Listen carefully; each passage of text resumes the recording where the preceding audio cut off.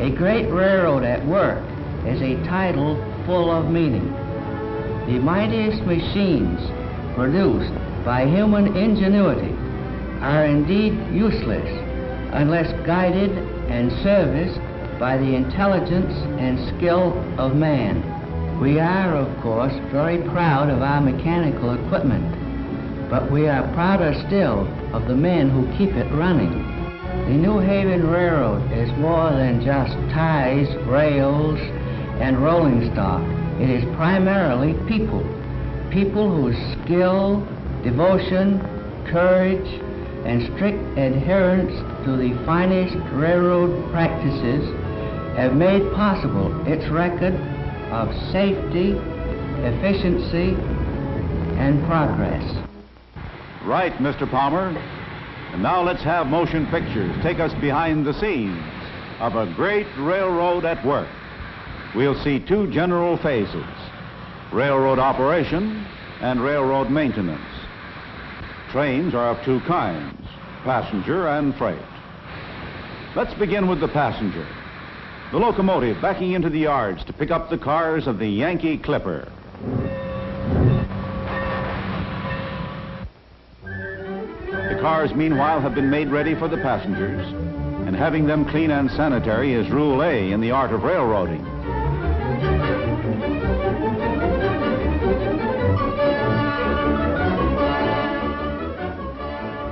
Repair shops. Here, passenger coaches, dining cars, and grill cars are brought to be repaired or rebuilt.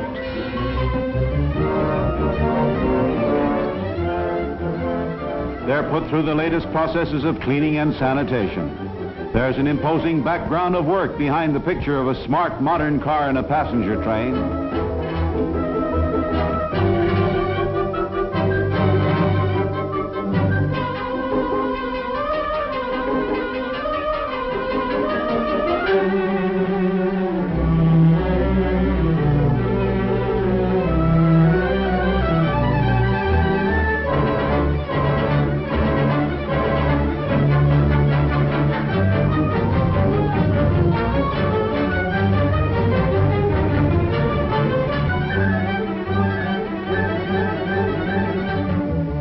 Sealing of car windows. And here we find a device of technical science to enable you to see better as you gaze at the scenery. Each streamlined window consists of two panes of glass held apart by rubber spacers. These rubber spacers seal the inner surfaces of the glass against the outside air.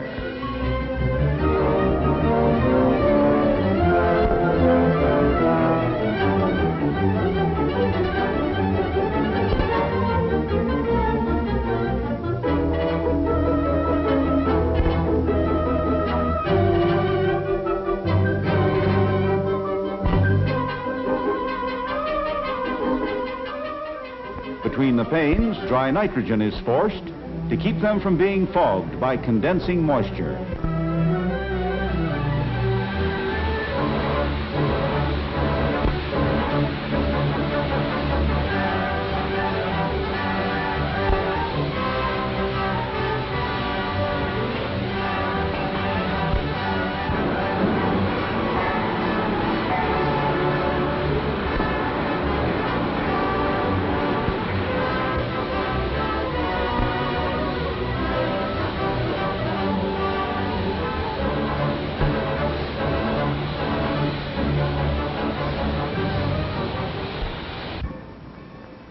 Into the yards backs the locomotive to pick up the cars.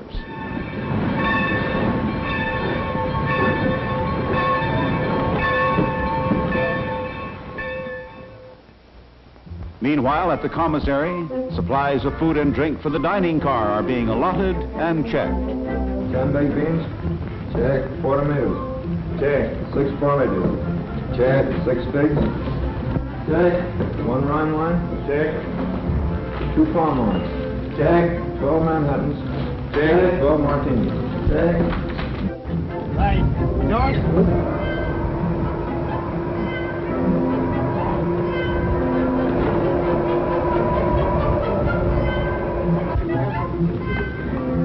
Have some chicken fricassee tonight. Yeah, that's very nice. The amount of groceries they can stow into the small pantry space that car dimensions permit would make a housewife think that it's all magic.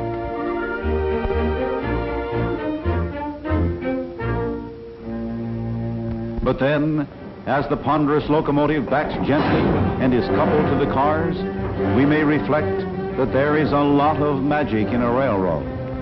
The clipper pulls out of the yards on its way to the station. Everything timed to the second.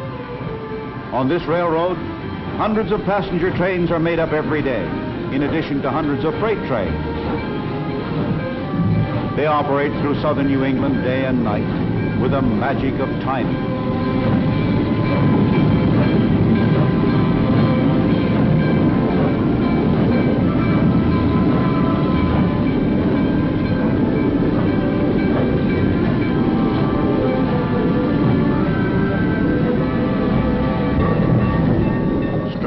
Geometries of tracks in the yards, and the number of switches there calls for deft and intricate manipulation.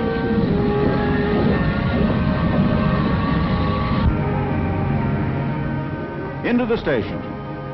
The train can be controlled, air braked, by the rear trainman as well as by the engineer in front, a large factor of safety.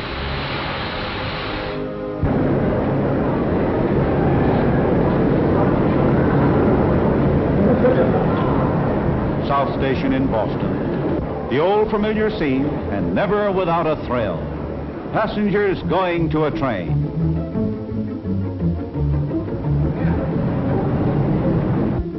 This is our little girl. She's going all the way to You'll take New York. good care of her. Certainly will, ma'am. Step right in. Bye, Mommy. Bye, darling.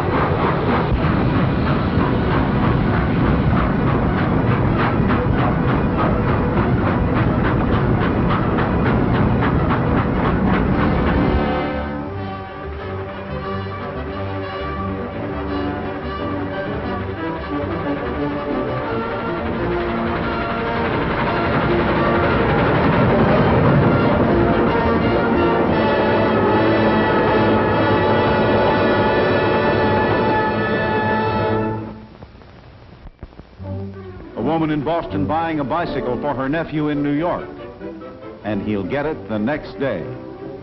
This takes us to the subject of freight trains. Shipments of freight are in two classes, carloads and less than carload lots. Delivered to the freight depot and recorded with a weighbill, the boy's bicycle is stowed safely and securely for the trip. There's an art in stowing all sorts of freight securely in a car, and also in switching the cars through the yard. The powerful diesel switcher is the last word in this type of modern mechanism, one of the busiest of workers in the realm of railroading, practically a 24-hour-a-day worker.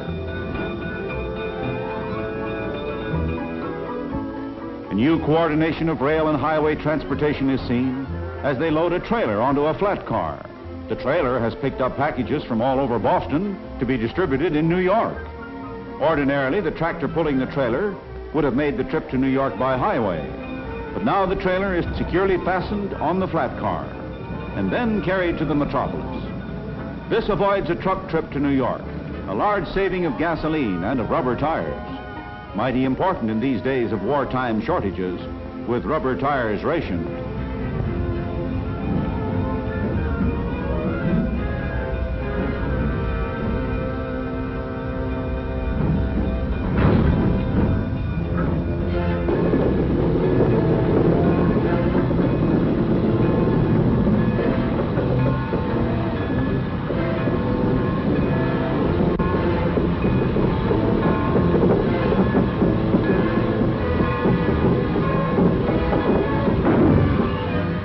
locomotive is coupled to the cars, and the theme is Industrial Products of New England on their way.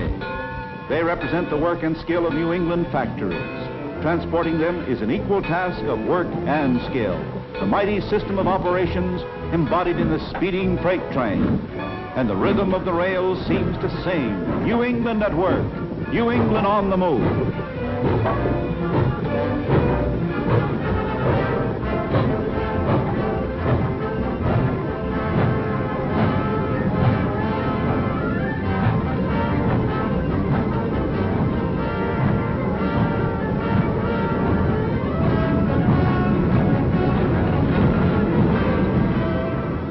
A signal tower, which trains to and from New York will pass. One of many sentinels of safety. Vigilant alertness 24 hours a day. When a train passes, the signalman flashes the report to division headquarters. Groton West 177 by at 2:15, engine 1404 with 13 cars. Line up on track 1 for the Clippers.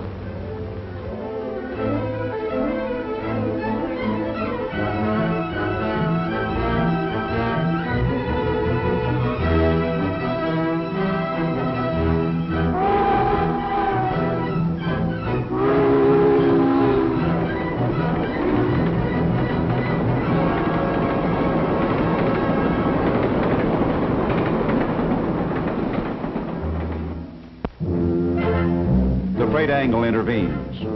For railroad's two categories, passenger and freight, are another form of life's two divisions, people and things. South America is the destination of this large and intricate machine. Carefully crated, it will go by ship, but first it must be taken by rail down New England to the harbor. An export angle of freight service. Industrial New England is of historic importance in the foreign trade of this nation. Passenger service takes plenty of account of passengers' appetites. The grill car is for the less formal meal than the diner provides.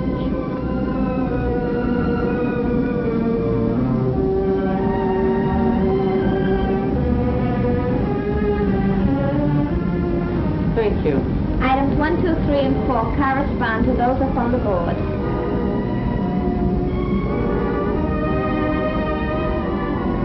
Do you suppose I could have that roast beef rare? Certainly. All right, then I'd like rare roast beef with mashed potatoes and peas. Would you like something to drink? Yes, tea with lemon. Tea with lemon, thank you.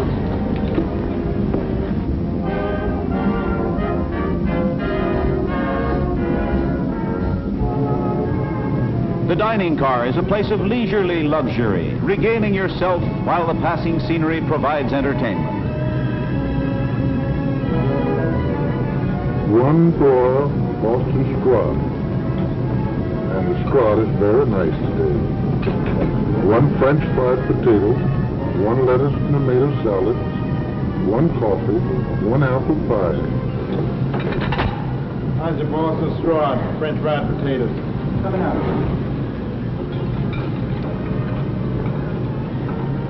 Pick up on the Boston scrod.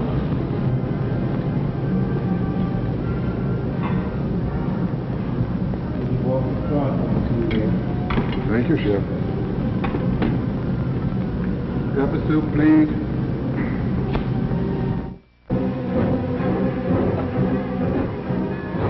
This classification yard shows us an ingenious angle of freight transportation. It has a sort of hill, which they call the hump. This hill is a key factor in what we'll see, the classification of freight cars. They are oiled while on the move, on their way up the hump. They go on to the top of the slope. The purpose of all this is to classify incoming trains so they can be reassembled as other trains, each to go to a different destination.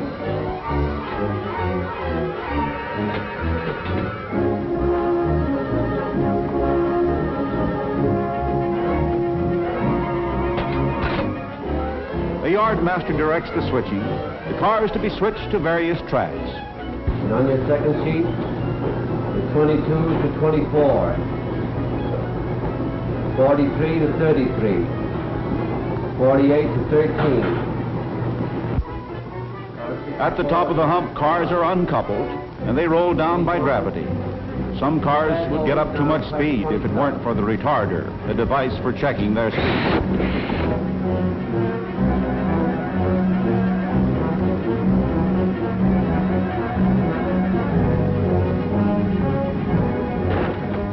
One empty 26. Car. In the retarding tower, the speed is governed, electrically controlled. Switches direct the cars to the right tracks, where they join other cars to make new trains for other destinations.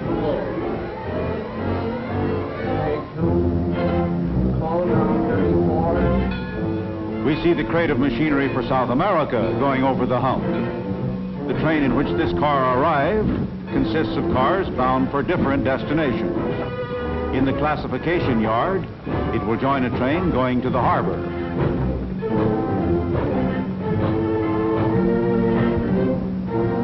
Less than carload lots are reclassified as this LCL transfer. Just as whole trains must be rearranged with reference to the destinations of the cars, so must individual consignments of merchandise in a car be rearranged with reference to their destinations. And this is done here. The car is unloaded, and the merchandise is reassembled in other cars. These cars are then attached to trains bound for many, many places. The engine house, where running repairs are made. We see another phase of railroading, maintenance of equipment. There are light repairs made at many points on the railroad. And there are heavy repairs which are made in a great locomotive shop.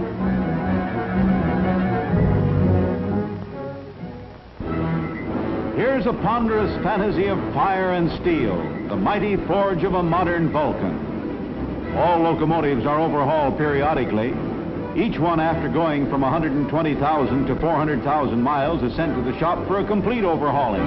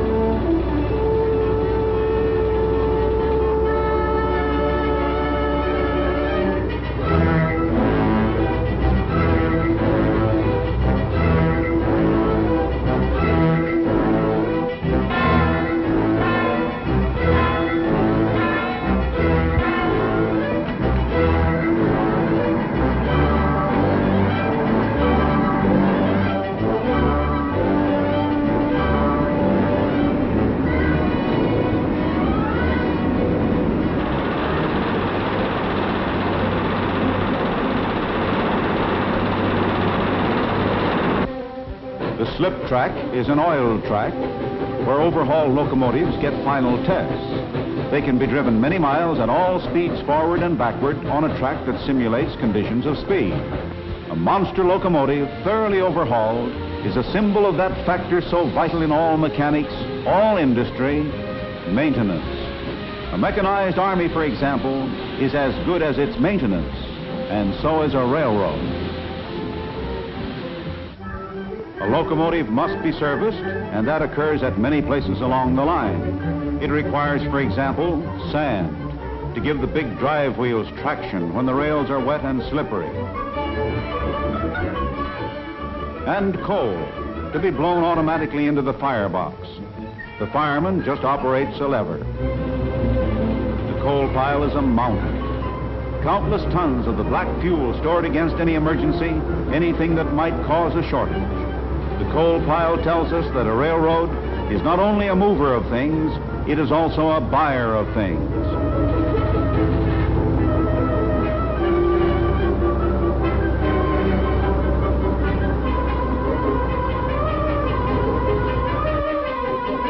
This we see vividly at one of the warehouses, stocked with shovels, brooms, locomotive and car replacement parts, tools for track, shop and building maintenance, signal equipment, and countless other miscellaneous items a railroad needs. Ties go with rails as ham with eggs. As in the case of coal, the stocks of railroad ties are immense, a matter of acres. It takes more than 3,000 ties to make just 1 mile of standard railroad track. Lumber to hold up steel, and oil for fuel, for every sort of lubrication, and for paint. Salvage is a large activity. Everything possible is saved and put away for future use. Railroad economy.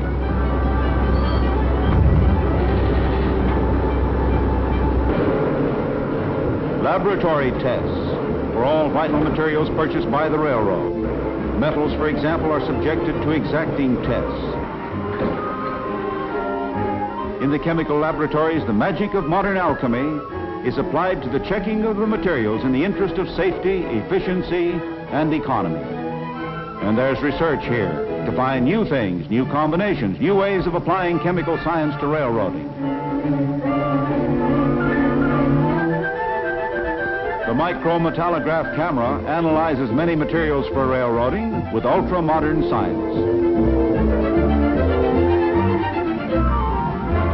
Vast amount of technology, research, experimentation is embodied, for example, in these exceedingly modern diesel road locomotives, which are capable of being used with equal effectiveness in either